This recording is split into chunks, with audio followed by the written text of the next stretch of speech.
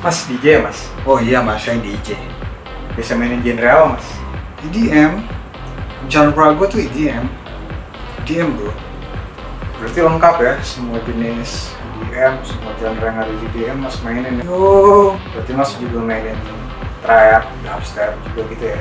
Oh enggak. Gue enggak mainin dubstep, gue enggak mainin trap. Tapi gue mainin EDM. Ya EDM kayak Calvin Garrix, Martin Harris. Gue nggak mainin trap, nggak mainin dubstep, EDM.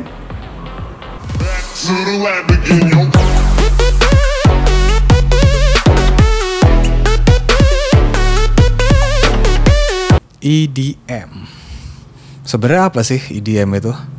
Apakah sebuah genre musik atau sebuah gaya hidup atau sebuah jenis musik barukah?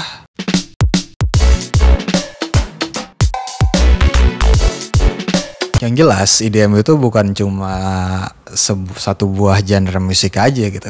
EDM itu lebih kepada payung dari begitu banyaknya jenis musik elektronik gitu. Jadi lebih kepada term sih. Jadi orang menyebutnya untuk lebih gampang dipasarkan mungkin sama media dengan menggunakan istilah EDM, Electronic Dance Music.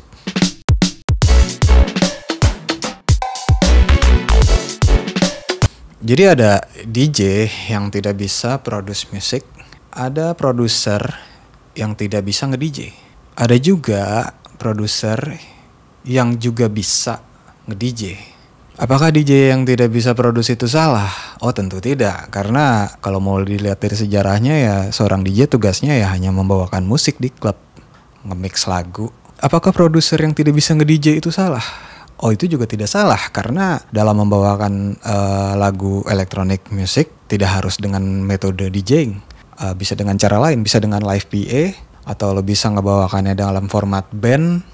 Yang menurut saya agak janggal adalah ketika para produser musik ini yang sudah bersusah payah menciptakan sebuah karya, malah kurang mendapatkan apresiasi dari pendengar musik. Sedangkan mereka-mereka yang tidak punya karya malah selalu mendapatkan panggung terdepan. Menurut saya kurang adil aja sih, kayak kasihan gitu yang cuma bermodalkan gitu malah lebih diperhatikan gitu, dan orang-orang taunya EDM ya kayak gitu.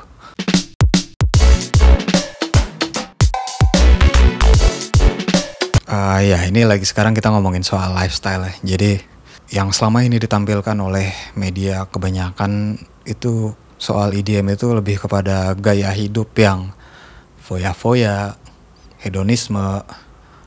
Padahal nggak semuanya kayak gitu sih gitu. Kalau kita mau lebih mengedepankan soal musiknya, EDM itu jauh lebih menarik sebenarnya untuk digali. Coba dong sekali-sekali media lebih gali soal proses pembuatan musiknya, para pelaku-pelaku di balik musiknya itu sendiri. Jangan yang dibahas cuma soal clubbingnya doang gitu. Karena kalau kayak gitu nanti ngerinya orang-orang jadi yang tidak tahu jadi berpikiran kalau EDM itu ya isinya cuma orang-orang yang mau berfoya-foya, mabuk-mabukan atau menggunakan drugs gitu. Padahal nggak semuanya kayak gitu kan.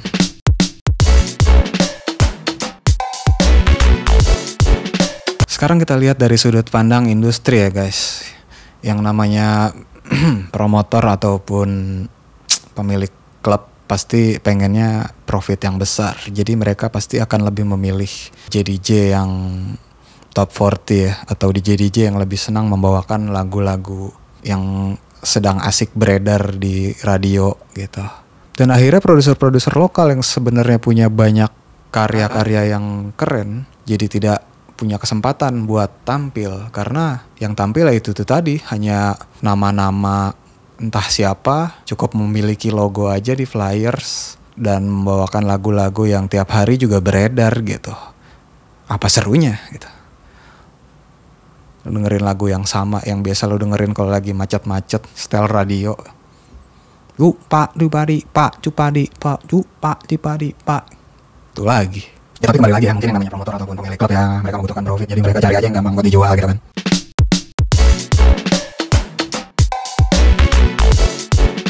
Pastinya masih banyak orang-orang yang nggak tahu apa sih yang sebenarnya seorang DJ itu lakukan di atas stage. Apa cuma sekedar mencet tombol play dan naik turunin volume. Pernyataan seperti itu sebenarnya tidak sepenuhnya salah ya, karena kenyataannya di lapangan banyak juga yang melakukan hal tersebut. Tapi DJ yang bener-bener DJ yang nggak cuma sekedar mencet play dan naik turunin volume doang gitu. Karena kalau kayak gitu nggak ada dong namanya sekolah DJ gitu. Orang nggak ada dong yang susah-susah belajar buat bisa jadi DJ gitu. Karena buat bisa nge-mix lagu yang baik itu nggak segampang itu juga gitu. Lo harus ngerti tempo, harus minimal tahu scale musik lah gitu, scale nada, biar nge-mixnya nggak terlalu jomplang. Harus bisa membuat sebuah flow yang asik gitu. Jadi yang lagi party pun bisa merasakan emosinya bersama-sama.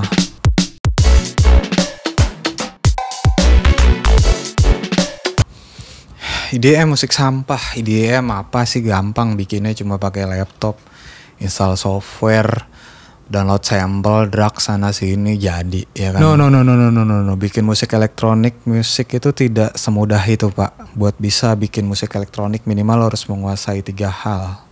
Yang pertama, lu mesti bisa main musik tentunya kan. Lu harus tahu nada, lu harus bisa bikin komposisi, lu harus bisa nyiptain sebuah lagu, dan lagu itu pun harus enak didengar, harus catchy, harus menarik. Dan yang kedua, lu mesti menguasai teknologi komputer tentunya. Lu harus paham dengan software yang lu gunakan dalam membuat musik gitu. Lu harus tahu workflow-nya dari si DAW yang lu gunakan. Ibaratnya kayak seorang insinyur, dia harus paham dengan cara kerja sebuah mesin. Ya, jadi kayak gitu. Dan yang ketiga, lu harus punya pendengaran yang cukup jeli. Jadi lu bisa ngebedain mana mixingan yang jelek, mana mixingan yang bagus. Apakah lagu yang lo buat udah enak didengar buat khalayak ataupun masih amburadul. Kasarnya adalah seorang produser musik EDM itu harus all in one, karena di situ dia harus berlaku sebagai musisi, dia juga harus bertindak seperti produser, dan juga dia harus punya skill layaknya seorang audio engineer. Jadi ribet kan?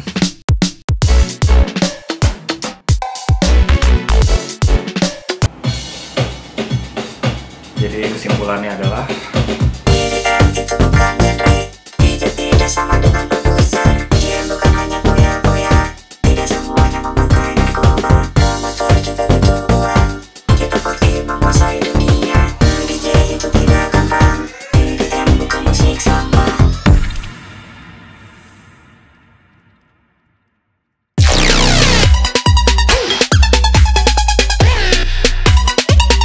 Oke, jadi demikian beberapa pemaparan saya soal hal kaprah dalam dunia EDM. Semoga video ini dapat memberikan sedikit masukan lah atau insight lah buat teman-teman, khususnya buat subscriber Eik. Sampai jumpa di video-video selanjutnya.